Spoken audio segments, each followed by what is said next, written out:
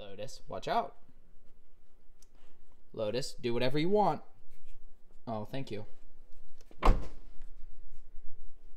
Guy's just always right next to me. Yeah, that's okay. All right, you want to go outside? Lotus. Go outside. Okay. Good afternoon, YouTube. My name is Will. Lotus is over there peeing. And that is Enzo. I just finished the Halloween video, which by now you guys will have already seen.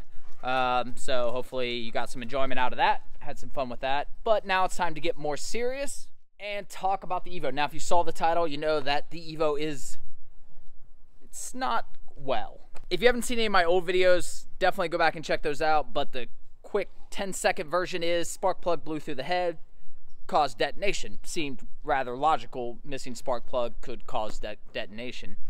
As we're kind of coming to a conclusion here, we're thinking that there's actually a fuel delivery issue or something that is what caused the detonation, which blew the spark plug.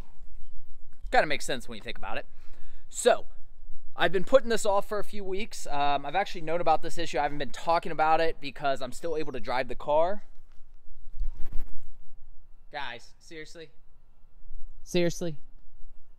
Now we act all calm because we're being watched. So I am able to drive the car. I just try to stay out of boost and drive it easily. Wasn't willing to give it up yet, even if it meant not really driving it. It's never been a huge priority. Obviously, the car's sat for 2 years. But I do want to get it to a point where I feel safe driving it. So I talked to the owner of Buschur Racing. His name is Jimmy. Basically, there's a short list of things that can cause this issue, most of which have already been replaced on my car. So we're down to injectors and possibly the coil pack, and I think he maybe said something else. We're going to clean the injectors. They don't have a cleaner here in Cincinnati. They've got one up in Wakeman, obviously. So I've got another set of injectors from my old Evo IX that fit. I'm going to send him those. He's going to clean those. That way when I take the shop up to Sharonville up in Cincinnati, it's a much quicker process. Turn around, I can probably get the car back in like a day or so. Maybe even get it while I wait. I don't know. Don't want to put pressure on him. So, first we got to find the injectors, which should be in my super secretive stash labeled Evo VIII parts. Dash cam, soon to be installed. FJ, new headlights, also soon to be installed. I'm sure you're just dying to see what's in the super secretive Evo VIII parts box. It's really not all that exciting. It's mostly just stuff I had in the car or around it. Oh, here we go.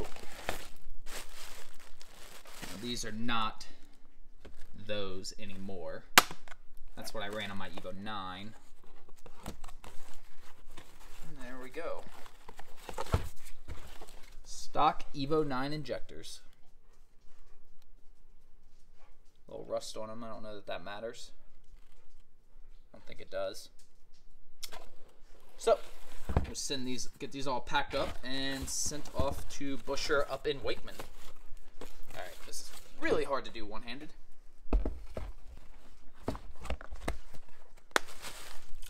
I do have a new kit for the battery as well. As anybody with an Evo knows, these tend to break, but since I was still having issues with the Evo, I didn't want to swap it while I was still taking the battery on and off all the time.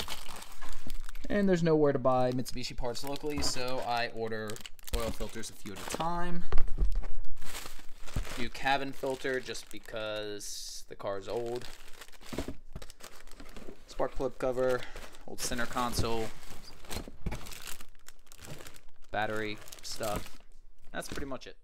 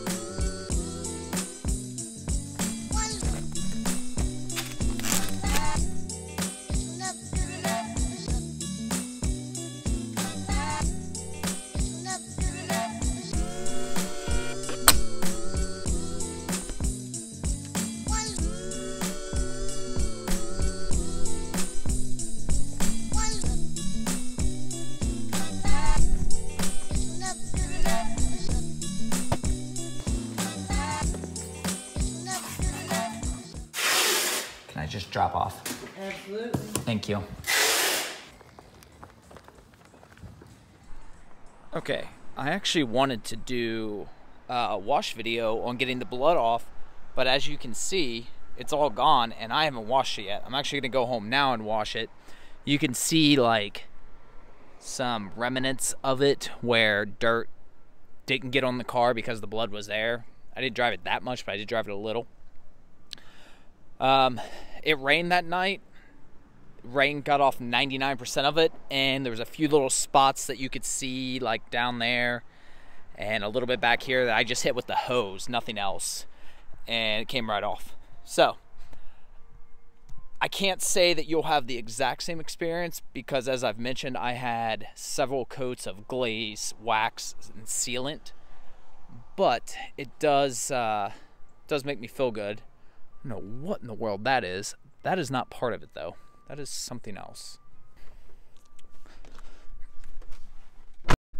So we just mailed the injectors, and it brings up a good point with this car. If you've ever been to a carnival, I think you will understand what it's like to drive this car.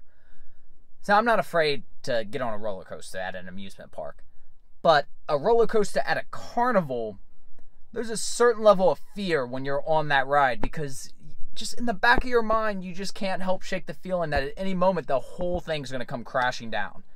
That pretty much sums up what it's like driving this car right now.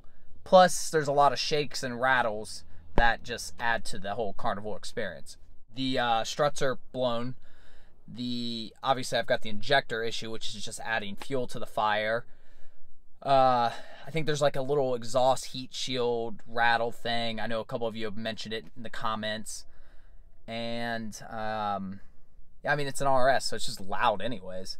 The strut thing, though, does make it so much louder in here than it would normally be.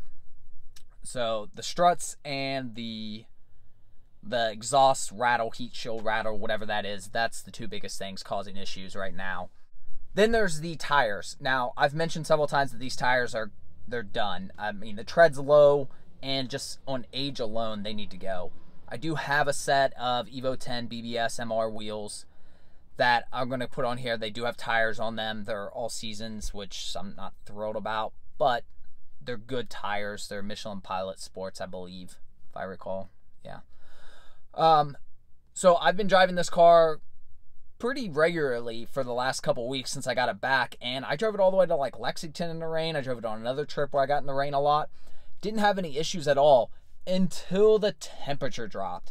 Now it's like driving on ice. I am not exaggerating. 35 miles an hour, because I had already realized how bad the tires were in the rain when the temperatures fall the other day, and merging onto the highway on ramp at about 35, which is well below where I should be even for a slow car, and the car just shifted lanes on its own. I mean, it was literally like driving on ice. No control whatsoever. So I absolutely will not drive this below a certain temperature right now. In fact, the next thing we're going to do is the wheels and tires. So that's going to be next. You know, the car needs an alignment. I didn't get that done last time because I knew I had the wheels and tires to go on. So what I'm going to do is I obviously just mailed the injectors. When I make an appointment to take this up for those, before I do that, I'm going to put the new wheels and tires on, have them do an alignment up there. At least that issue then will be solved. Then it's just the struts. I'm also going to have them figure out whatever that heat shield rattle is probably. Unless I think to look when I'm doing the wheels and tires. So that'll take care of a lot of the safety issues. Then it'll just be the struts, which will just be annoying at that point. I know a ton of you have commented on what I should look at as far as suspension. I greatly appreciate that. I do have a list. Not really. I mean, I know all the comments. Basically, I'm going to go through all the comments again and make a list and start just kind of weeding through them and seeing, you know, I'm trying to stick in that probably $1,500 range is going to be pretty much the cap.